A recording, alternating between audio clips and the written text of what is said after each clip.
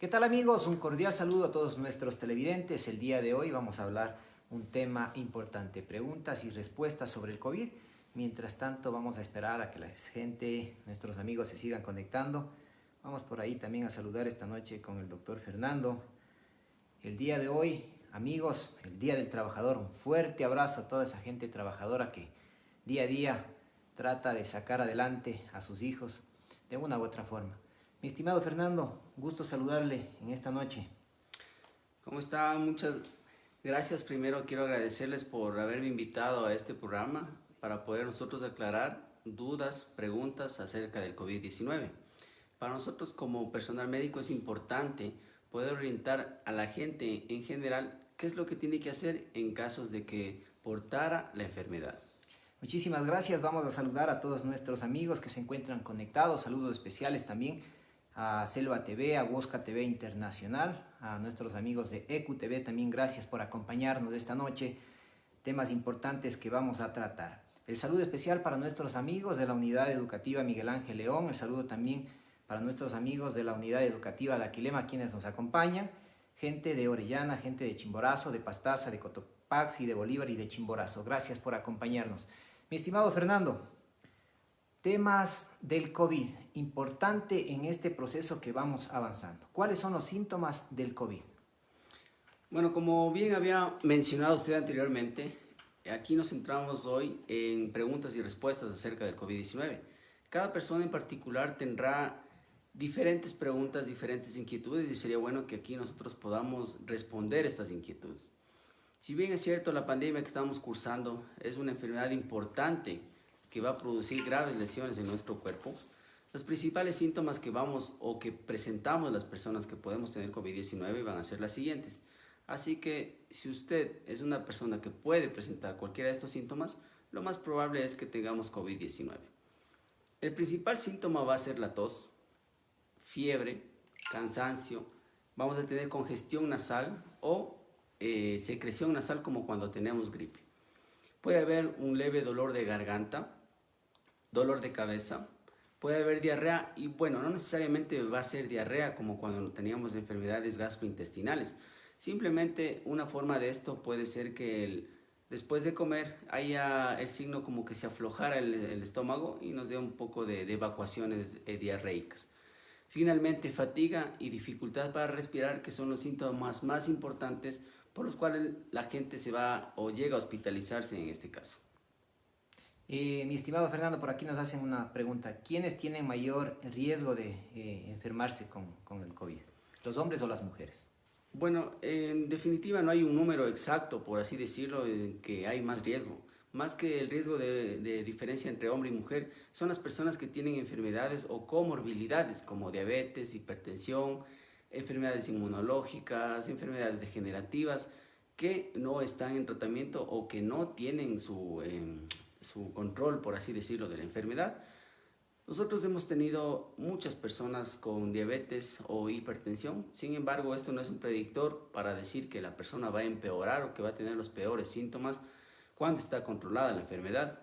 Los pacientes que no tienen control, por así decirlo, en las enfermedades pueden presentar los peores síntomas y por eso es muy importante que sus enfermedades de base, diabetes, hipertensión, problemas de tiroides, problemas de cáncer, problemas degenerativos, enfermedades inmunológicas, serológicas, por ejemplo VIH. Un paciente con VIH, no necesariamente por su inmunidad baja, va a presentar síntomas peores o va a morirse las personas. ¿Cuándo pasa esto? Lo que mencionamos lamentablemente, cuando un paciente con HIV no está tomando su medicación adecuadamente, cuando sus células de defensa, sus CD4 están bajas, o cuando su carga viral está detectable, sí vamos a tener las complicaciones en esta enfermedad. Recordarles también a todos nuestros amigos televidentes que el doctor tiene una especialización en VIH. Por aquí nos hace una pregunta. ¿La infección del COVID tiene efectos secundarios a largo plazo? Claro que sí, toda enfermedad va a tener efectos secundarios, van a ser a corto, a mediano y a largo plazo. Uno de los identificados en la mayoría de los pacientes va a ser la tos, que es una tos no productiva, que no va a sacar moco, es una tos irritativa, que en la mayoría de los pacientes pueden presentar desaturaciones. A muchas personas ahora han de haber vivido en experiencia propia con los familiares cuando les hacen la saturación de oxígeno, que no es otra cosa que va en el dedo. Todo lo que esté menor a 90 va a ser o se considera alterado. Lo que esté mayor a 90 es que una persona está en perfectas condiciones.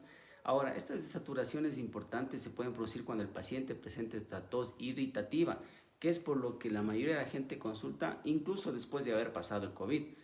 Esta tos puede durar incluso hasta meses, o si fuera un paciente que tuviera una secuela de fibrosis pulmonar, para esta tos irritativa o por esta tos por fibrosis hay que administrar medicamentos por algún tiempo, en el cual no es que se va a controlar del todo. Sin embargo, vamos a tratar en medida de que no presente complicaciones los pacientes.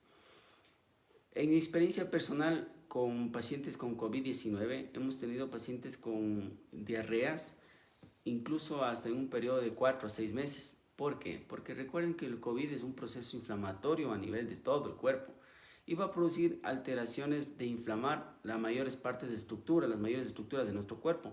Hemos visto pacientes con edemas en manos, que estén hinchadas las piernas. Esos son los más comunes que nosotros presentamos. Y el dolor de cabeza. El dolor de cabeza es un dolor leve a moderado, que en muchos pacientes al inicio este dolor de cabeza es cada día, pasando un día, después se va prolongando. Y de cierta manera, algún rato hay algún pretexto donde el paciente presenta un dolor de cabeza, pero es post-COVID. La dificultad, el cansancio, la fatiga después de haber pasado el COVID o el no soportar la mascarilla mucho tiempo puesto es otra de las dificultades que pueden presentar los pacientes que cursaron por COVID. La pérdida del gusto, la pérdida del olfato, son síntomas inespecíficos que no se describen en la mayoría de los casos. Depresión, ansiedad y fiebres también es otro de los síntomas a corto y a largo plazo que pueden presentar los pacientes. Dificultad o sensación que se oprime el pecho, que se cierra, también es otro producto a la ansiedad que tiene el paciente. Muchas personas también nos han llegado a consultar y han dicho, doctor, el día de hoy siento que me voy a morir.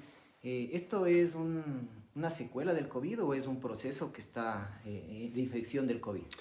Si bien nosotros cuando pacientes consultan con esta sintomatología, nosotros lo que primero realizamos es medir la saturación de oxígeno. Si la saturación de oxígeno está sobre 90, auscultamos los pulmones. Si los pulmones no hay mayores ruidos que me hagan pensar en una infección, el paciente no tiene fiebre, pero refiere que en los últimos días se ha sentido un poco decaído, triste, que está lloroso, que siente un estado de depresión, podemos realizar test de depresión.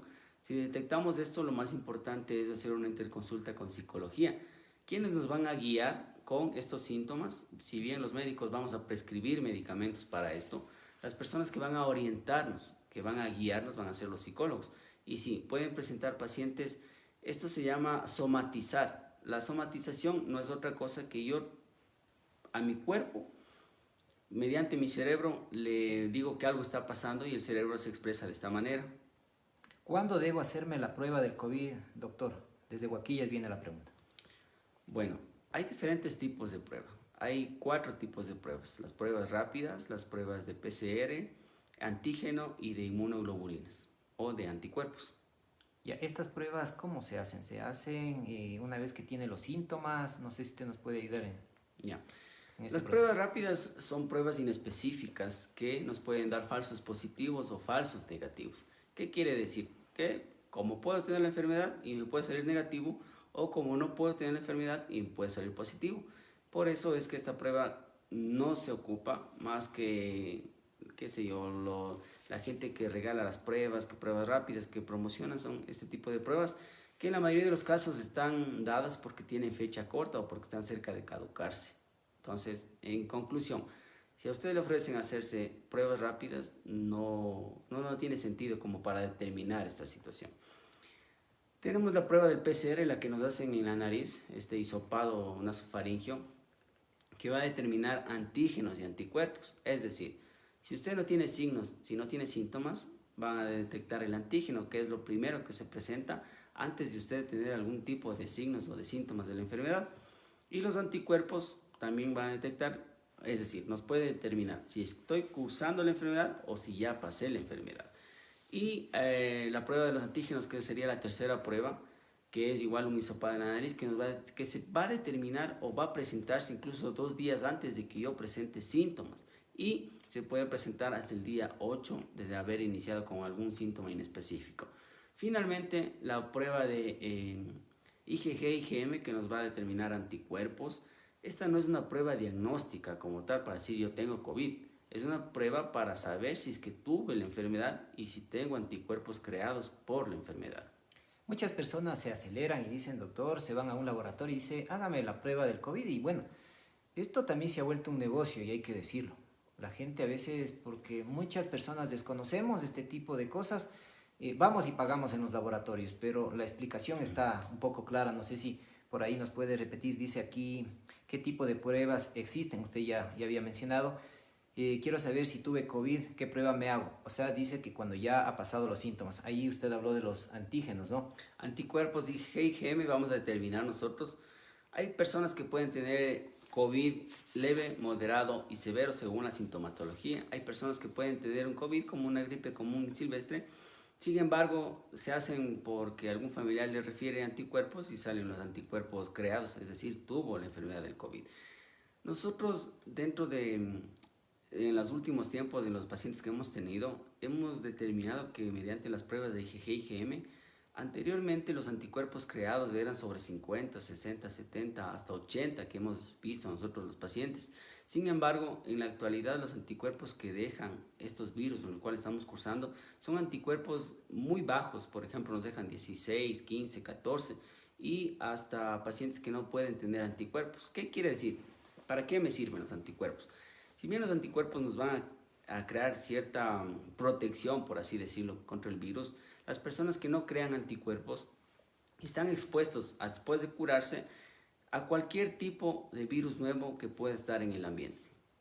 Tuve COVID, no tengo anticuerpos, soy una persona que está a la vuelta de la esquina directa a contagiarse por COVID, por una nueva cepa. Bueno, por aquí saludamos también a Elizabeth Gallardo, nos hace una pregunta, dice, tengo medicina, tengo complejo B y otras. ¿Es importante, o sea, ponerse, tomar durante el COVID o después del COVID? Bueno, aquí en el consultorio hemos visto también que muchas personas se vienen a poner los sueros de vitaminas antes del COVID y después del COVID. ¿Nos puede ayudar con eso, Fernando? Bueno, las personas que son jóvenes, yo por lo general no les indico a utilizar ningún tipo de vitaminas, alguna cosa, porque el tipo de alimentación de ellos es adecuada. Cada rato los pacientes jóvenes están alimentándose, comiéndose cualquier cosa. En cambio, como ustedes saben, la alimentación en personas mayores, en adultos mayores, es diferente y no son la alimentación que ellos necesitan, proteínas, carbohidratos, deberían ser guiadas por nutricionistas que son especializados en estos temas. Ahora, a quienes sí nosotros indicamos o prescribimos que puedan ponerse sueros de vitaminas, a los pacientes que primero no están comiendo adecuadamente, a las personas que quieren subir su sistema inmunológico. Recordemos que hay sueros de multivitaminas, de megadosis de vitamina C y bueno, algunas cosas va a depender mucho de la experiencia del médico y de la situación que van a necesitar. No todas las personas son aptas para producir o para ponerse los sueros de multivitaminas. Ahora, ¿qué es un efecto adverso por los cuales no se recomienda en pacientes jóvenes ponerse si es que no hay ninguna otra patología? Porque en este caso el complejo B puede producir acné en los pacientes. Entonces, por eso, en vez de tener soluciones o subir mi sistema inmunológico, va a tener complicaciones con acné por complejo B. Entonces, hay pacientes de mayores a 40 años, en quienes no tuvieron COVID todavía, y sin embargo vienen y se ponen. Lo que hemos evidenciado es que presentan los síntomas más leves, moderados y no son tan severos. Y en quienes cursaron el COVID, pasaron la enfermedad, nos ayuda para estimular nuestro sistema inmunológico. Y sí, un valor aproximado. ¿Por qué me atrevo a decir estas cosas? Porque hay muchos médicos que han optado por lucrar lamentablemente con la medicina, y todas las personas que están enfermos buscan una solución, y ahora, como usted ve, cualquier cosa que le recomienden contra el COVID están utilizando las personas, y eso no se debería hacer.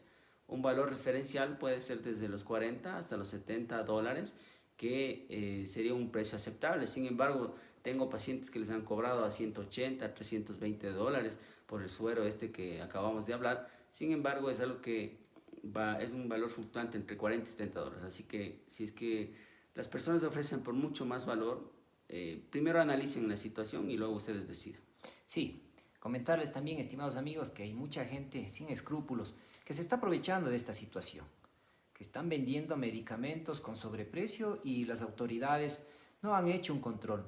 No solo en la provincia de Chimborazo, pasa en Tungurahua, pasa en Cotopaxi, pasa en Los Ríos, pasa en Esmeraldas, pasa en Santo Domingo. En todos los lugares hay gente que se está aprovechando. Estimado doctor, también por aquí nos preguntan y nos dicen, ¿cuándo me debo hacer la prueba del TAG? Bueno, tampoco es algo que yo tenga que hacerlo a cada paciente que tenga COVID-19. Aquí le realizamos la TAC simple de tórax a las personas que presentan primero desaturación, lo que habíamos hablado anteriormente, menor a 90, un rango sería entre 85 para abajo.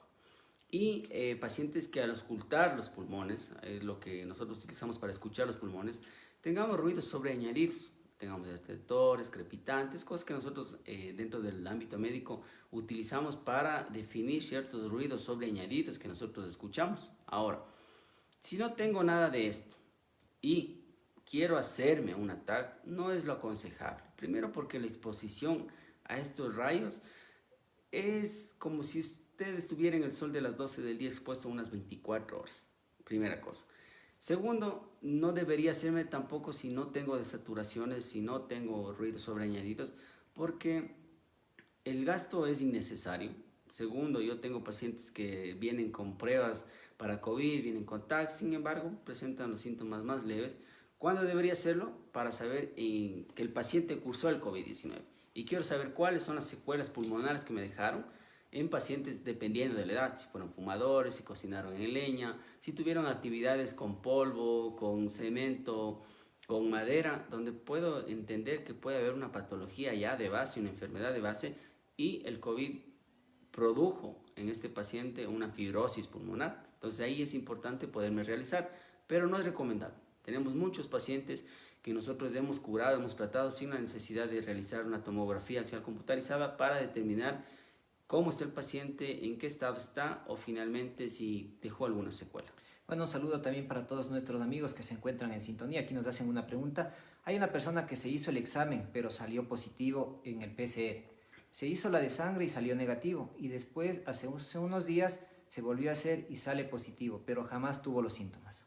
Ya, como les había indicado, a ver, lo que generalmente pasa con los pacientes es lo siguiente.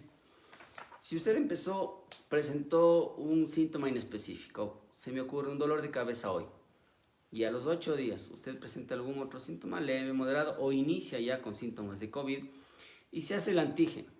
Recuerden que les había dicho que el antígeno va a durar aproximadamente menos de 8 días y el antígeno me sale negativo. No quiere decir que no tengo COVID. Obviamente el antígeno me va a salir negativo porque ya se disminuyó, ya desapareció, ya no hay el presentador de la enfermedad porque estamos ya en la enfermedad. Lo que debería iniciar o debería hacerme, por eso nosotros preguntamos a los pacientes, ¿cuándo presentó el primer síntoma? Y es importante recordar, si yo voy donde el médico, me hace antígeno, me sale negativo, no quiere decir necesariamente que no tengo la enfermedad.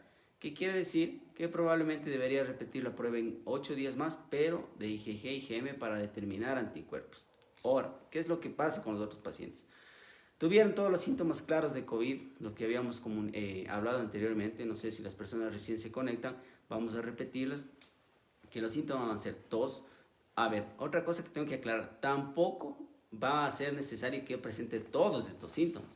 Con 3 síntomas de los que voy a mencionar ahorita, yo podría tranquilamente determinar que un paciente puede tener la enfermedad del COVID-19.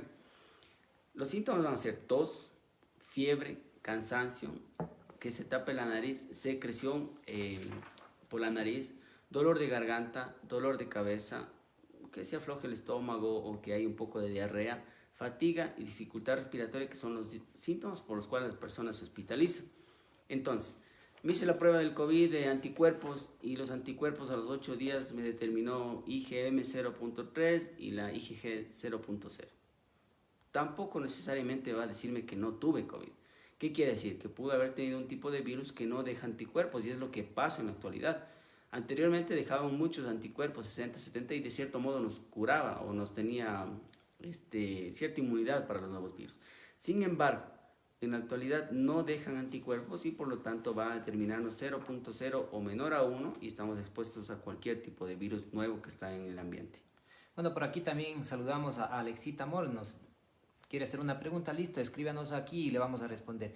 Vamos a saludar también con nuestro amigo Alex Guerra, dice que se ha vacunado, es uno de los docentes que se vacunó, me parece que el día de ayer o el día de hoy, y que presenta efectos secundarios también como fiebre, dolor del cuerpo, dolor de las articulaciones. Bueno, en la mayoría de docentes que se fueron a vacunar entre ayer y hoy han tenido algunos de estos síntomas. No sé si deben acudir a algún subcentro de salud o deben esperar un tiempo prudente.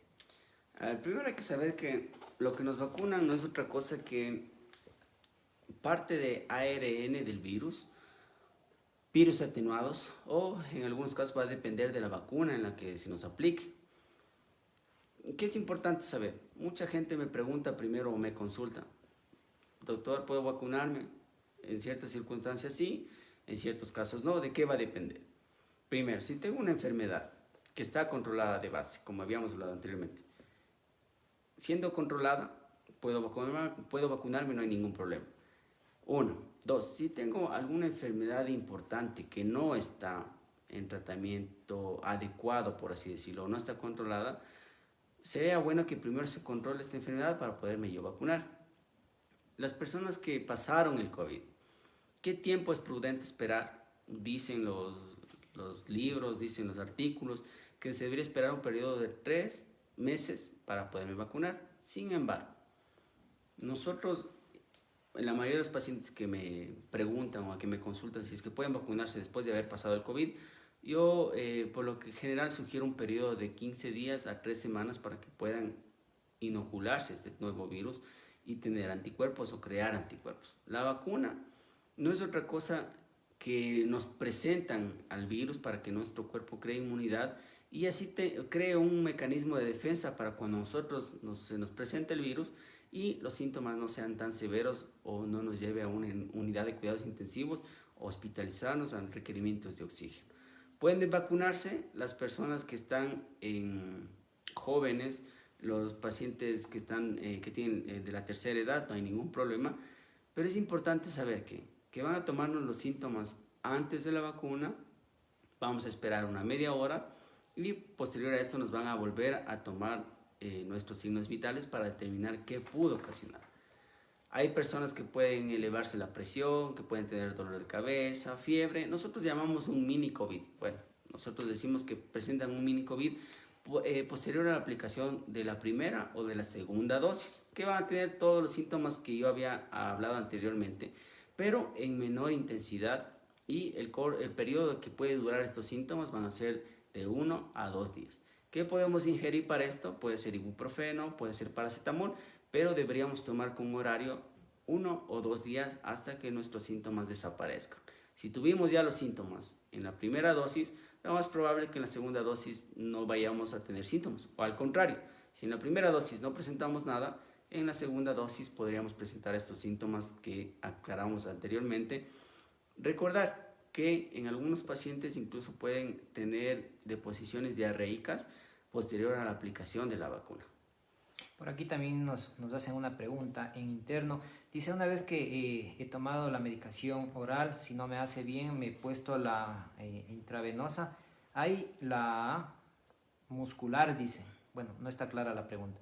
Me parece que quiere decir que una vez que se ha tomado el medicamento, se ha hecho inyectar y si necesita la intravenosa.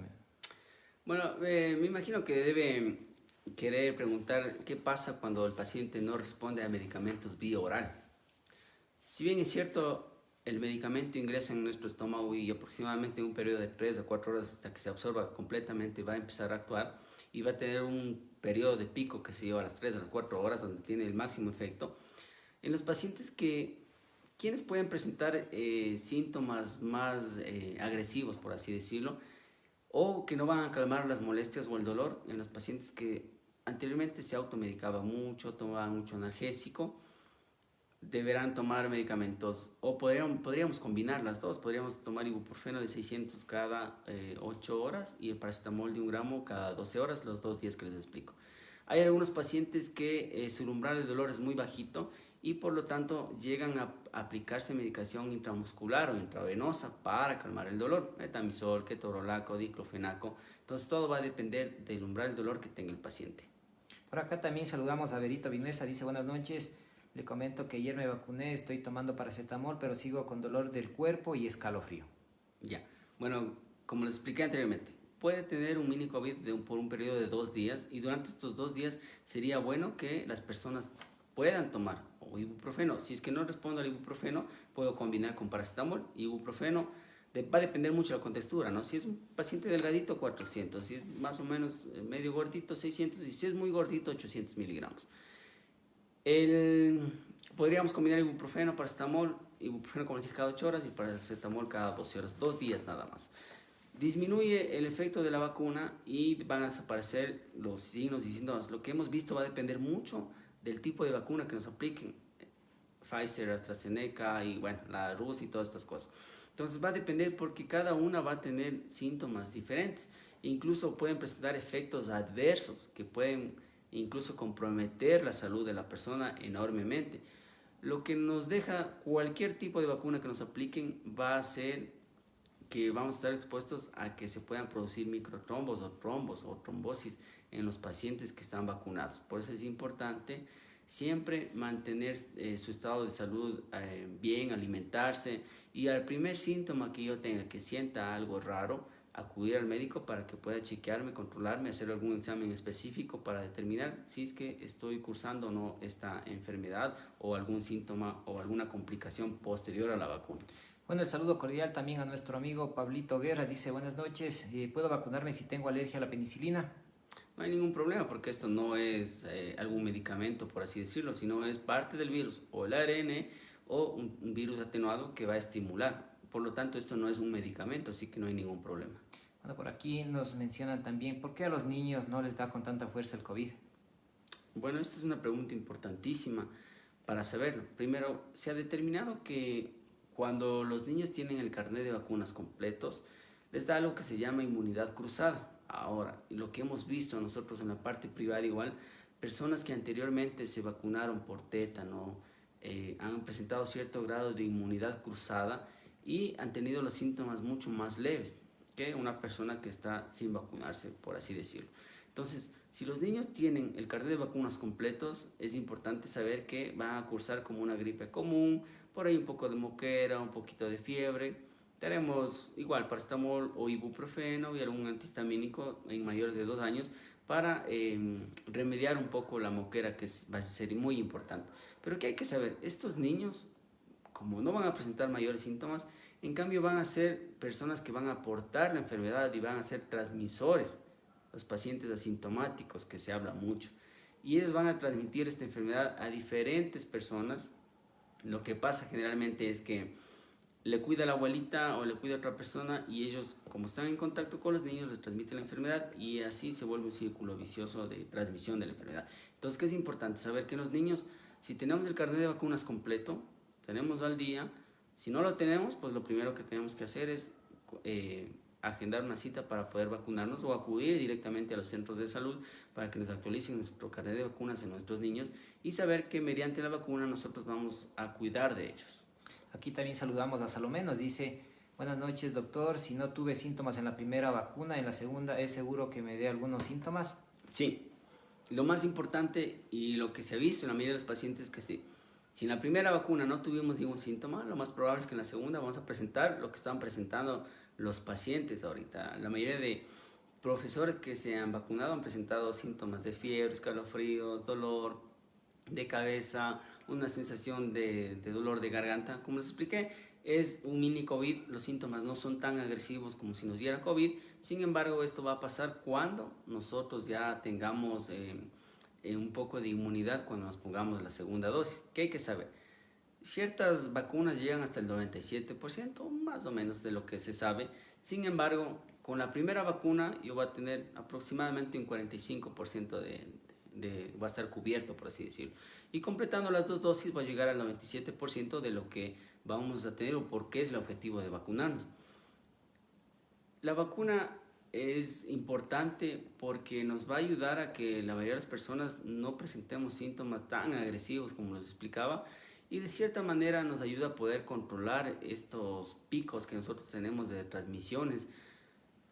Se ha llegado en la actualidad a poder, para los espacios de unidad de cuidados intensivos, nosotros tenemos que determinar mucho la edad del paciente, qué comorbilidades tiene y saber si es que tiene alguna enfermedad, qué sé yo, neurodegenerativa, alguna enfermedad importante que limite su espacio, por así decirlo, y es lo que pasa en la actualidad en Quito. La etapa 4 no es otra cosa que yo debo elegir por una cama de la unidad de cuidados intensivos entre 20 y 30 pacientes, y lamentablemente tengo que elegir a la persona que esté más apta o a lo que yo creo que va a salir del COVID. Bueno, también saludamos a Dani, dice buenas noches, la trombosis, ¿a los cuántos días se puede presentar y cuáles serían los síntomas de una posible trombosis? Bueno, no hay síntomas como, por ejemplo, días, no hay un día específico, como decir a los 3, a los 4, a los 5 días, al mes, a los 2 meses, qué sé yo. Todo va a depender de tu sistema inmunológico, de cómo esté tu cuerpo, de que si tengas, de tu tipo de alimentación y todo esto. Ahora, va a depender también, como les explico, de el trombo dónde se forma. Si se forman extremidades inferiores, que es las más comunes, primero va a haber un cambio de coloración en tu pie, que se va a hacer un poquito más morado. Lo que nosotros hacemos en los dedos cuando aplastamos y vemos que se llena, esto es el llenado capilar, si vemos que retorna a su color natural, rojito en menos de 3 segundos, es algo normal. Pero lo que se ve en extremidades inferiores es que tú haces esta maniobra en los dedos, ¿sí? Y se va a demorar este llenado capilar. Yo puedo pensar que hay una obstrucción en cualquier parte en nuestro miembro inferior. Cambio de coloración, que tengas un poco fría la pierna y un poco de dolor, o que los pacientes puedan arrastrar la extremidad inferior. ¿Qué es importante o a dónde debo acudir? Aquí el especializado, el médico que va a estar a cargo de esto va a ser el cirujano vascular, quien primero va a determinarte mediante una ecografía, te va a hacer un rastreo. Si en extremidad inferior te va a hacer un eco desde la ingle aproximadamente hasta abajo para determinar si es que hay en esa vía algún tipo de trombo.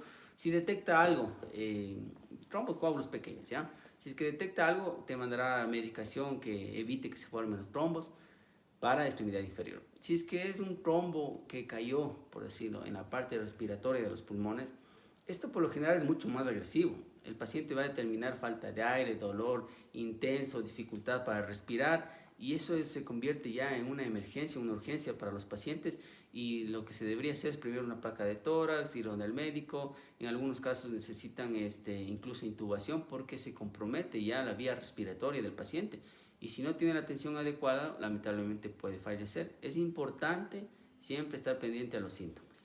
Bueno, por aquí también me saluda Germania, dice buenas noches, una pregunta, a mí me duelen los huesos y la cabeza, me duele la cabeza, son 3 días que ya me vacuné. Ya, recuerden que habíamos hablado anteriormente que nosotros tenemos secuelas o síntomas o signos que va a depender mucho. Pueden ser secuelas leves, moderadas, intensas, o a corto, mediano y largo plazo. Lo que debe estar cursando actualmente son secuelas nada más de la vacuna. Sin embargo, si es que persisten los síntomas, sí deberíamos acudir para que la medicación ya no sea solo que lo que acabamos de explicar ahorita, sino se tenga que expandir algún tipo de tratamiento. Hay que saber si el paciente tiene anteriormente problemas, en este caso de migraña, de dolores de cabeza ya como tal, y si solo esto empeoró la situación. Hay que determinar situaciones de estrés, situaciones de ansiedad, depresión, bueno, algunas otras cosas que conlleven a que este dolor de cabeza que es leve empeore la situación. Bueno, aquí saludamos a Patricia también, dice buenas noches, ¿un adulto mayor se puede vacunar si tiene diabetes? Sí, bueno, como comunicamos anteriormente, si es que está la diabetes controlada, no hay ningún problema, puede vacunarse, no hay ningún efecto adverso importante, por así decirlo. ¿Cuáles son los pacientes que necesitan entrar por emergencia, hospitalizarse, y los pacientes que necesitan terapia intensiva? Bueno, es importante también esta pregunta. No todos los pacientes que desaturan van a necesitar cuidados intensivos, ni tampoco todos los pacientes que nosotros tenemos que aparentemente están bien van a cursar con la mejor evolución. ¿Qué es importante saber? Que durante 15 días desde que presenté el primer síntoma, voy a presentar síntomas diferentes en días diferentes con intensidad diferente. Bueno, vamos a saludar también, nos llegan los mensajes internos. Bueno, nosotros guardamos el secreto, diríamos. Por aquí nos dicen, ¿qué pasa, doctor, si tengo VIH? ¿Me puedo vacunar o no me puedo vacunar? Bueno, todavía no acababa va a terminar de contestar la pregunta anterior. Entonces, ¿quiénes nosotros determinamos que tienen que, por así decirlo, la unidad de cuidados intensivos? Cuando nosotros realizamos un examen, una gasometría arterial, lo que nos toman la muestra en la mano, si es que es menor a 100, se considera solo con este resultado un síndrome de dificultad respiratoria aguda grave. Si es que va de 100 a 200, moderado, y mayor a 200, vamos a tener leve, mayor a 300, perdón, leve. Entonces nosotros solo con este examen podemos determinar si es un síndrome de dificultad respiratoria aguda leve, moderado o severo. Hacemos placas, hacemos TAC, medimos la saturación, pero hay pacientes que pueden ingresar por necesidad de oxígeno porque saturan entre 82, 87 o 75 más o menos. Pero esto no es un predictor para decir que yo necesariamente voy a fallecer. ¿Qué es lo que pasa en los pacientes? La mayoría de ellos no se mueren en cuidados intensivos por el virus, por así decirlo, sino se mueren sobreinfectados por las bacterias que proliferan producto a que nuestro sistema inmunológico disminuye. Hay bacterias propias de los hospitales, enfermedades nosocomiales, bacterias multidrogo resistentes. ¿Qué quiere decir? Que son resistentes a la mayoría de antibióticos que nosotros tenemos. Lamentablemente los médicos nos quedamos sin armas para poder luchar con esto y el paciente fallece porque infectado, sobreinfectado, con enfermedades por bacterias que están en sangre, que están en secreción traqueal, que están en los pulmones, y esto es lo que les limita su vida a los pacientes. Entonces, en la mayoría de los casos no fallecen por el virus en sí, sino por sus complicaciones como tal, o haberse colonizado por bacterias multidrogos resistentes. Va a depender mucho de cómo esté la placa, cómo esté la TAC, cómo esté la gasometría y el requerimiento de oxígeno. Si un paciente que ingresa entra con requerimientos de oxígeno de 10 litros hasta 15 litros, que sería el tope en este caso, y no responden, van a ser pacientes que sí van a necesitar cuidados intensivos. Todo depende del paciente. Nosotros hemos evidenciado pacientes que ingresan con, qué sé yo, con 15 litros de oxígeno, han pasado 3, 4, 5, 6 días intubados, al séptimo día extubado, al octavo se han ido. Y sin embargo, también hay pacientes que hasta los 2 meses han permitido de cuidados intensivos y han salido, y otros lamentablemente han fallecido en la mayoría de los casos. Va a depender mucho de cómo responde esta persona. La edad ni siquiera es un predictor para decir que va a responder bien el paciente. Pacientes jóvenes han fallecido, pacientes de 76 años se han ido a sus casas, y eso es lo mejor que puede pasar. Aquí cuando un paciente ingresa a unidad de cuidados intensivos, tiene que saber también, estimado doctor, que es el 50% de vivir y el 50% de morir. Nada está asegurado, ¿no es cierto? Eso es lo que usted nos ha manifestado siempre, y siempre hemos estado pendiente en estos diálogos. Bueno, sí, las personas que ingresan solamente por ingresar a la unidad de cuidados intensivos presentan ya el 50% de fallecer y el 50% de sobrevida. Todo se complica o todo va aumentando si el paciente presenta alguna enfermedad importante, alguna infección sobreañadida, si no responde al tratamiento, si no se puede manejar mediante el ventilador al paciente, y ahí sí obviamente va a subir su tasa de mortalidad o su número, por así decirlo. Ahora quisiera responder al paciente que nos había el perdón VIH. Ya. ¿Cómo era la pregunta? ¿Tienes acá, tal vez Si por se ahí? podía vacunar si tiene VIH. Ya. Bueno, independientemente del paciente, de la enfermedad, como les había dicho, si la enfermedad está, en este caso, controlada, por ejemplo, un paciente con VIH, si tenemos carga viral indetectable y tenemos CD4 aceptables, nosotros podemos realizarnos la vacuna sin ningún problema, sin ninguna complicación, así que no hay problema, pues hay cómo vacunarse. Acá nos hacen una pregunta también, saludos a Lenín Castro, dice buenas noches, una pregunta, una persona que ha recibido la segunda dosis, ¿puede contagiar a las demás personas en el hogar? No, a ver, ¿qué es importante saber? No es que a ti te ponen la dosis de la vacuna y tú estás expuesto ahorita a un virus, como así decirlo, por contagio. La vacuna es una prevención para evitar que cuando te dé COVID tengas los peores síntomas y una forma de protegerte a ti. No quiere decir que me vacunan ahorita y soy una persona que estoy ahí por ahí inoculando, estoy pasando el virus, por así decirlo. No, o sea, no. Eso hay que entender, claro. La vacuna es una forma de protección que la dosis en que me ponen en mi brazo es una dosis muy bajita, muy mínima, que solamente mi cuerpo va a poder atenuar, va a poder controlar y no necesariamente va a salir mi cuerpo a expulsar virus, por así decirlo. Así que no hay ningún problema. Tú puedes vacunarte, puedes llegar a tu casa y estar sin mascarilla como estabas en tu casa, no hay problema.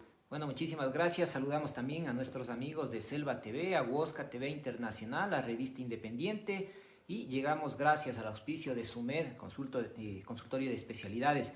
Mi estimado doctor, ahora sí vamos con una pregunta. Dice, ¿podemos hablar de los mitos del COVID? ¿Cuáles son los mitos que usted ha escuchado? Dice, por acá nos manifiestan, ¿es bueno tomar el té caliente ayuda para el COVID? Ya. Bueno, dentro de algunas cosas que se utilizan en el COVID, nosotros hemos visto al inicio que utilizaban mucho la ivermectina, la citromicina, el agua de cascarilla y bueno, un mundo de preparaciones que la gente ha utilizado. ¿Qué hay que saber primero? Primero hay que recordar que hay dos tipos de virus importantes que van a ser S y L. Los S van a ser los más leves, los que pegan los síntomas como una gripe común y silvestre, tranquilos. Y los L son los mucho más agresivos que nos pueden llevar hasta cuidados intensivos. Los pacientes que cursaron con este tipo de virus S, por así decirlo, más leves, si usted toma agua, si usted toma, qué sé yo, limonada caliente, agua de cascarilla, toma sopita de fideo, sopita de pollo, va a curarse. Usted puede decir que le curó fue el agua de cascarilla y por eso es que a usted empieza a recetar el agua de cascarilla. ¿Ya? Sin embargo, que hay que entender que el virus con el que se contagió era un virus leve, moderado y que pudo controlar el sistema inmunológico. Hay otras personas que toman antigripales, el ajo, el jengibre. Entonces, como le explico, si fue algo leve, probablemente así tome usted jugo de naranja, le va a pasar, como anteriormente tomábamos cuando nos daba una gripe lemon flu, 1 o 2 días sudábamos bastante y desaparecía la enfermedad. Ahora, si es que tuvimos un tipo de virus más agresivo, podemos tomar muchas cosas y que hay que entender también por la desesperación de la gente. Hay mucha gente que nos puede a nosotros prescribir, médicos que nos dicen que consigamos el Remdesivir, que es algo que nos va a ayudar. Que hay que recordar que este no es otra cosa que un medicamento que nosotros evidenciamos que en la mayoría de los casos se convierte en un negocio para los médicos. Ampollas que cuestan 180, 200 dólares, que son vendidas en 600 dólares con supuestamente todo el tratamiento que son 5, son 3,000 dólares que el paciente desesperado, producto de que su familiar se está muriendo, decide invertir, pero más que una inversión se convierte en un gasto. Y hay muchos fármacos que la gente puede asociarlo como sistema de cura, pero no. Lo mejor es depender de cómo esté el sistema inmunológico del paciente, de los síntomas que presente, de las comorbilidades y bueno, saber si satura, desatura, si es que hay algo en el pulmón. Por lo pronto, si yo tengo algún síntoma leve, puedo tomar cualquier cosa, no hay ningún problema, pero si tengo síntomas graves, lo importante es no automedicarse. ¿Por qué? Porque las bacterias, por así decirlo, de nuestro cuerpo pueden hacerse multidrogoresistentes y eso es lo que va a empeorar el cuadro y eso nos puede llegar hasta matar incluso. El saludo cordial también para Alejandra García. Dice, doctor, buenas noches. ¿Y los que hemos tomado o consumido dióxido, tiene algún efecto negativo en vacunarnos? De hecho, no se debería consumir esto de acá. Eso es otra cosa que también se ha utilizado y sin embargo, como les digo, hay gente que utilizó este dióxido de cloro, que si les dio un COVID leve, tomaron esto y asociaron que les fue bien por esto o porque respondió o porque el tratamiento adecuado es este. Hay que saber que no, que eso no es utilizado para eso, ni siquiera se debería tomar esa situación para las personas. No hay ningún problema mientras tu sistema inmunológico está bien, está activo y no sientes ningún síntoma, pues puedes vacunarte, no hay ningún problema.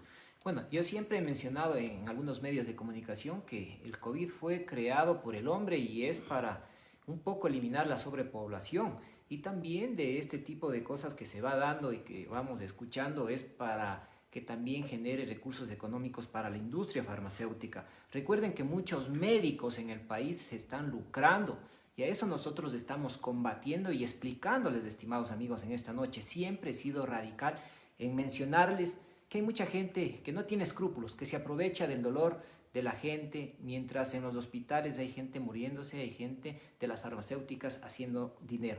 Comentarles también que en los estudios, en las revistas, en los artículos, ¿El COVID vino para quedarse y vamos a sobrevivir, mi estimado doctor? Bueno, tendríamos que analizar bien la situación, saber que las personas que no se cuidan, que no se protejan, que no usen una mascarilla, que no se laven las manos, no utilizar gel, esto solamente prolifera al gel, obviamente, el gel antibacterial, este gel, incluso utilizar el alcoholcito, no, nos previene de contagiarnos. Las personas que no utilizan esto, si ustedes recuerdan, en Guayaquil había un promedio de 300 personas que fallecían inicialmente, sin embargo después casi, yo creo que la mayoría de los guayaquileños, si no es el 100% o el 95% que ya tuvo COVID, pero es que descendieron ya los casos graves de muertes en Guayaquil, porque la mayoría de los pacientes se contagiaron. Sin embargo, hoy vemos que hay mutaciones de los virus, Brasil no tiene ya donde enterrar sus muertos, y todo apunta a que sí, todas las pandemias han sido creadas por el hombre para controlar la sobrepoblación, las personas que están consumiendo y no están produciendo. Y si vemos al inicio, ¿quiénes fallecían? Las personas de la tercera edad, los viejitos con comorbilidades. Sin embargo, evidenciaron que había más población que tenía que ser afectada y que no era tan lucrativo, por así decirlo, que solo se enfermen los viejitos, sino los adolescentes, los niños y las personas menos de 40 años. Las primeras cepas fueron creadas, por así decirlo, para controlar o disminuir la población más adulta de la Tierra. Sin embargo, ahora nosotros tenemos pacientes de menos de 40 años que requieren UCI, que tienen los peores síntomas y es mucho más agresivo este virus. Así que lo principal, lo que nosotros siempre recomendamos es utilizar las medidas de protección, mascarilla, jabón y nuestro alcohol. Por aquí también saludamos a Dani, nos dice, ¿es verdad que el agua de cascarilla puede afectar al hígado al igual que la ivermectina? No se debería utilizar, como les explicaba, ninguna de estas cosas, porque por ejemplo la ivermectina es un antiparasitario, si no tienes parásitos, pues nada, y se utiliza la ivermectina más para los parásitos que son producto del ganado. Uno. El agua de cascarilla no es otra cosa si es que alguien por lo menos se ha dado no sé, la intención de buscar qué es la cascarilla, de qué árbol proviene, no es otra cosa que una cáscara de un árbol, ¿sí? Si han hecho algún estudio científico, me gustaría que puedan compartirnos para nosotros también estudiar y ver la opción de que se utilizara. Sin embargo, es la cáscara de un árbol que usted va y encuentra solamente en las partes muy alejadas, en montes, y que está puesto dentro de alcohol. El alcohol, esto la gente toma o bebe con ese pretexto, el agua de cascarilla. Y sin embargo, ¿por qué nos puede producir? No por la cascarilla, no por este tronco que nosotros estamos puesto en alcohol, sino más por el alcohol nos puede producir problemas de gastritis, de que se dañe la barriguita. Y la ivermectina sí nos va a dañar en este caso el hígado, así que es importante no automedicarse, no tomar cosas que no se deba y siempre hay que ponerle un alto. Si bien es cierto, las personas podemos escuchar de nuestros papás, de nuestros abuelitos, que ciertos medicamentos les hizo bien, pues para ellos les fue bien, excelente, pero a nosotros no, porque podemos tener complicaciones. Hay pacientes que toman ajo, que toman jengibre, y el ajo y el jengibre van a afectar la barriga y van a producir problemas de gastritis, así que es importante no utilizar eso. Bueno, por aquí también saludamos a Jime, dice buenas noches, ¿qué tan bueno es tomar la cascarilla? Y si una persona tiene diabetes, ¿le puede hacer algo, por favor? Bueno, ya aclaramos, creo que es suficiente la cascarilla, que no hay sentido tomarla, no hay ningún problema. Si quiere tomarla, tómela, si no, no la toma, igual no va a tener ningún efecto positivo para su salud, al contrario, va a producir alguna enfermedad. ¿Cuándo se considera un paciente manipulado? Manipulado. Bueno, nosotros tenemos pacientes que tienden a tener siempre la necesidad de consultar con varios médicos. Pacientes manipulados nosotros determinamos cuando el paciente viene de algún centro médico, va donde otro médico y tomó diferentes esquemas de antibióticos, diferentes esquemas de medicamentos y llega finalmente donde un tercer médico para buscar la solución, por así decirlo, a sus males. No se olviden, una vez que nos dé COVID, nosotros vamos a tener 15 días y en los 15 días podemos presentar síntomas diferentes. ¿Cuáles síntomas? Que por ejemplo en el día 1 tengo tos, tengo un poco de fiebre, un poco de sudoración, al día 4 o 5 puede tener diarrea, puedo tener tos importante o puedo sentirme cansado con dificultad para respirar. Y esto va incrementándose o va disminuyendo a medida que va bajando la carga viral en los pacientes. Sin embargo, todos los pacientes durante 15 días van a presentar síntomas diferentes y por eso es importante que su médico le dé el seguimiento, tenga el control y sepa en qué día o en qué fase está usted de la enfermedad para poder determinar qué medicamentos se debe administrar dependiendo en qué día vaya. ¿Cuáles son las terapias respiratorias que necesitan después del COVID los pacientes? Nos pregunta Giovanna. Bueno, hoy las personas que trabajan dentro del área de fisioterapia respiratoria son muy valorados por su trabajo que realizan. Nosotros trabajamos con terapistas respiratorios que nos ayudan con qué exactamente o cuándo debo hacer terapia respiratoria. Cuando el paciente presenta una tos importante, dificultad, un cansancio, cuando tengo, después de haber pasado el COVID, me quedé con dificultad, con tos, nosotros determinamos mediante exámenes y mediante imagenología si el paciente pudo presentar algo que se llama fibrosis pulmonar, que no es otra cosa que cicatrices en los pulmones que no funcionan o que no dejan respirar.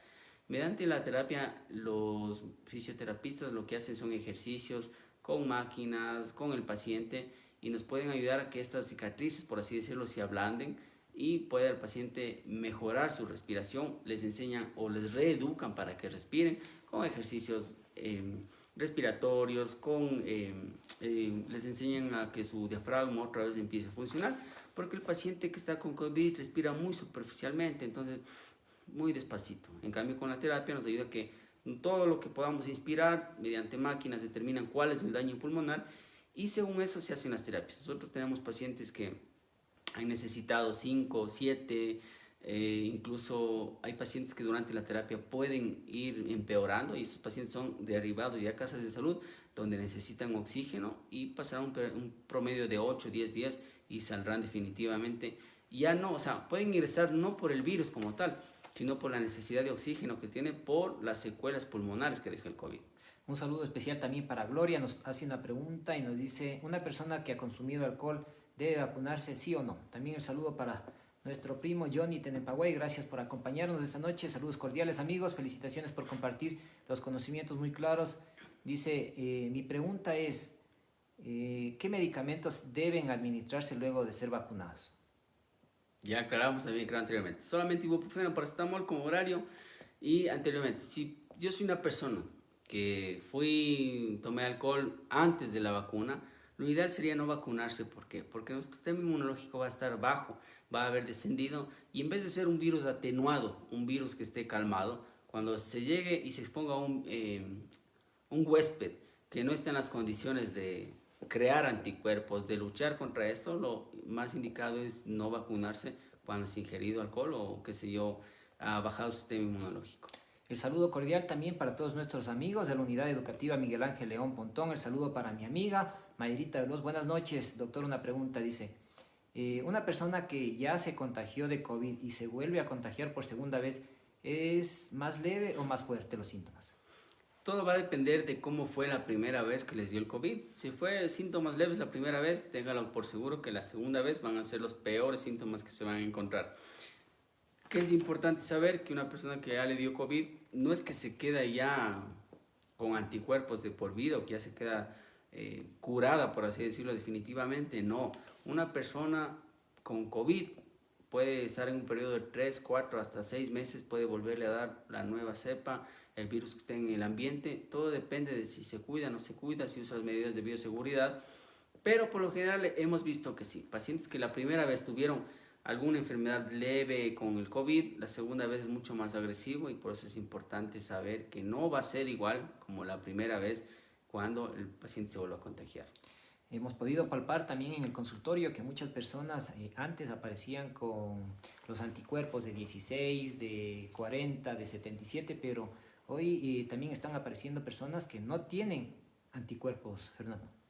Bueno, sí, eso depende mucho del virus que usted se exponga. Hay virus que son genéticamente modificados para no dejar anticuerpos con el objetivo de que el paciente esté expuesto. Se curó ahora y en 2 o 3 días está expuesto nuevamente a un nuevo tipo de virus y puede producirse otra vez una nueva enfermedad. No hay nada escrito finalmente contra el COVID, sin embargo, lo mejor que se puede hacer es vacunarse para nosotros estar protegidos, proteger a nuestra familia, porque es lamentable las estadísticas.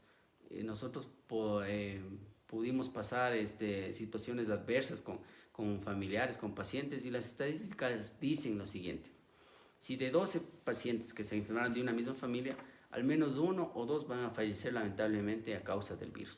Por eso es importante aislarse. Si yo tengo algún síntoma, irme a otro cuarto, qué sé yo, tener vaso, cuchara y platos desechables, que nos dejen solamente la comidita, evitar el contacto, y cuando pase la enfermedad, hacer la desinfección total de nuestro cuarto. ¿Qué pasa con las personas que tenemos trasplante de riñón, dice? Bueno, dentro de esto no hay ninguna, ¿cómo se diría? Ningún efecto, por decir, sobreañadido sobre esto. Recordemos que las personas que tienen trasplantes renales van a tener una medicación que va a ser un inmunosupresor. Entonces todo va a determinar de hace qué tiempo fue, cuánto está tomando, y obviamente las personas que van a indicar esto son los médicos de cabecera, los que están dándonos el tratamiento. Depende mucho de qué tiempo fue, cuánto estoy tomando inmunosupresor, y si estoy controlado, pues puedo vacunarme, no hay ningún problema. ¿En quiénes no recomiendo vacunarse? Por ejemplo, en pacientes que tengan algún tipo de cáncer, que obviamente estén en fase ya final, lamentablemente estos pacientes van a fallecer. Ponerle la vacuna no tiene sentido, porque fase final quiere decir que en un periodo de menos de 6 meses van a fallecer, así que en estos pacientes no determinamos o no prescribimos vacunarse. Es importante saber eso. Y en los pacientes con trasplantes renales, mientras esté tomando su medicación, hay que saber cuánto está tomando, hace qué tiempo fue, y si está controlado su problema, no pasa nada. Bueno, comentarles a los amigos, gracias por acompañarnos. Ya entramos en los últimos 10 minutos también para saludar a la gente.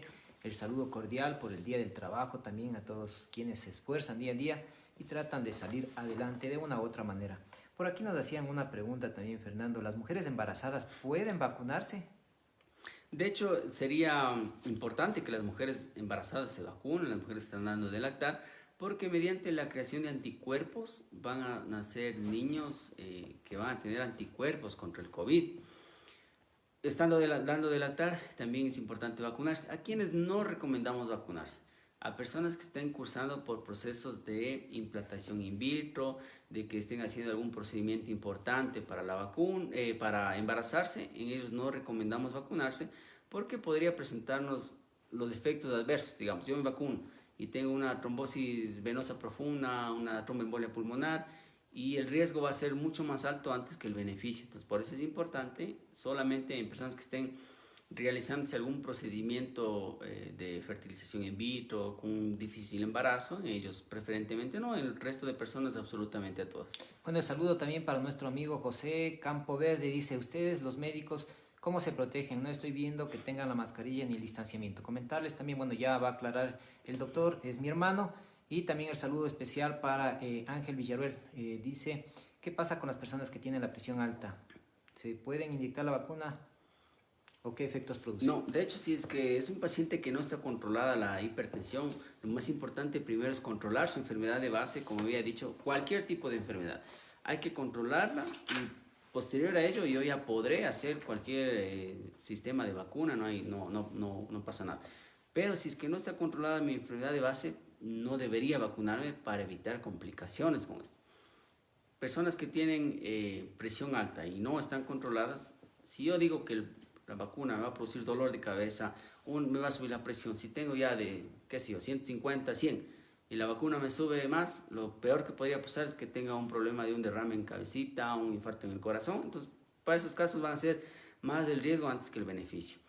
Y finalmente, como habíamos expresado anteriormente, yo gustoso he aceptado esta conversación con las personas para poder aclarar las cosas, porque no todo lo que nosotros vemos en televisión es cierto, ni tampoco todo lo que leemos en prensa es cierto, y es importante aclarar y que la gente sepa qué sí y qué no se debe hacer, y por qué nosotros deberíamos cuidarnos, por qué deberíamos protegernos.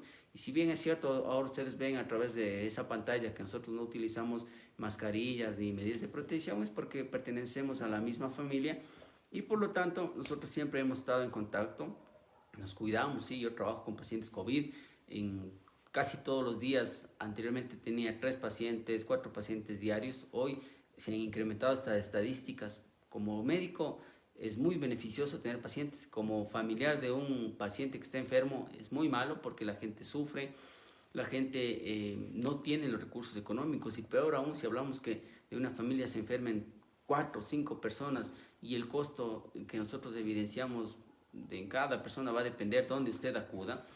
Pero un aproximado, más o menos, de un paciente para curarse con el COVID, nosotros asociamos que es entre 120 hasta $150, que es lo más lógico que se debería manejar.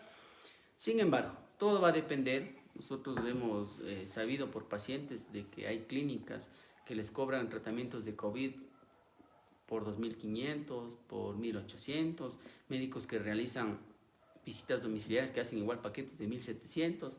Usted pagó esto, se complicó el paciente y se envió al hospital, sin embargo el médico cobró ya sus 1.700 y hasta luego, hasta ahí llegamos. Entonces por eso es importante siempre saber, primero, si es que el médico que les va a tratar tiene ya experiencia con pacientes y hay resultados positivos. Segundo, cuando yo dudo, cuando veo un tratamiento que sea muy costoso o no tengo un aproximado de lo que voy a gastar, que quiere decir que no he trabajado con pacientes con COVID y no va a tener ni idea de cuánto va a gastar. Pero si yo le veo a un paciente, le explico cuánto va a gastar y dependiendo de las complicaciones, le digo qué más debe tomar, y que obviamente se van a agrandar un poco los costos, pero no, va a ser la diferencia de $50, $70 más o menos, más por la medicación que va a comprar el paciente. Entonces, a cuidarse mucho, a protegerse. Recuerden que no todo está dicho, probablemente de aquí en un tiempo las situaciones cambien y seamos o tengamos otra perspectiva del COVID.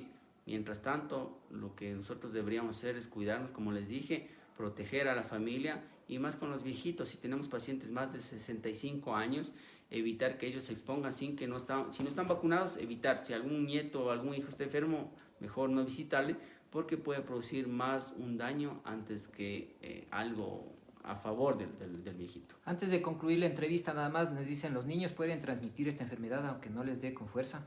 Claro, de hecho ellos son los pacientes asintomáticos que van a ser los que van a transmitir directamente la enfermedad. Como les dije, personas que estén a cargo de los niños, ellos los ven, toman contacto, les contagian, y los adultos lamentablemente hacen este tipo de enfermedades o reacciones peores que van a tener.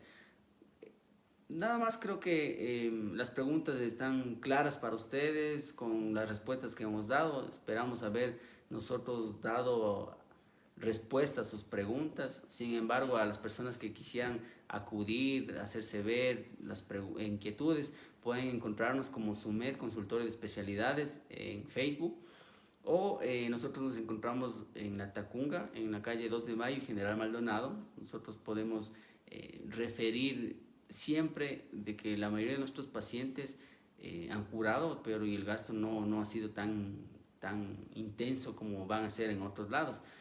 Recordarles que no hay nada mejor que alimentarse bien, comer frutas, disminuir la ingesta, en este caso, de frituras, de comida rápida.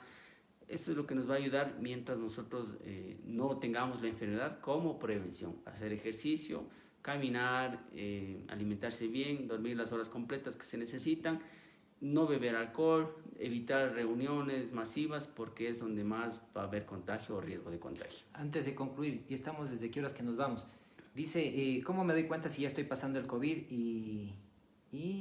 Bueno, no se le entiende, algo más quiere poner. ¿Cómo se da cuenta? Dice que está con sudoraciones. Bueno, hay algo que nosotros entendemos, que cuando el paciente presenta sudoraciones es la fase donde está creando anticuerpos ya para el COVID. Las sudoraciones a un inicio son constantes. Usted puede estar sentado y de la nada empieza a sudar. Lo que recomendable en estos casos, lo que nosotros les referimos a los pacientes, es que cuando ya sudó, se siente mojado, cambiarse de ropa, y lo más importante, utilizar ropa que sea de algodón. Esto nos va a ayudar a que nuestra piel respire mejor y la sudoración no sea tan intensa. No me puedo quedar con la ropa mojada, porque va a tener el mismo efecto como cuando yo jugaba carnaval, me quedaba con la camiseta mojada, empiezo a estornudar, síntomas de gripe, rinitis, y va a empeorar mi cuadro. Por eso es importante, si tenemos sudoraciones, cambiarnos inmediatamente nada más. No bañarse, no chocolate, no leche.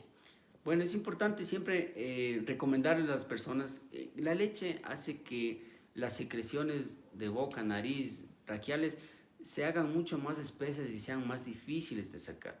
El chocolate, en cambio, aumenta el proceso inflamatorio. Y no bañarse, ¿por qué? Durante los 2 o 3 días donde estemos con los peores síntomas, porque hemos evidenciado que cualquier pretexto, cualquier cambio de temperatura es bueno, bueno para el COVID, porque es donde va a presentar los peores síntomas. La gente asocia de que se bañó y empezó con tos, o que hubo más decaimiento, o que se sentía bien y que después del baño se empeoró. Entonces, lo recomendable es no bañarse cuando tengamos los peores síntomas. El número de teléfono, doctor Zumba, no están... Bueno, a todas las personas que quieran consultarnos acá, nuestro número es el 099-536-5241. 536. A ver, 099-536-5241. Muchísimas gracias, estimado doctor. Les dejo el número ahí.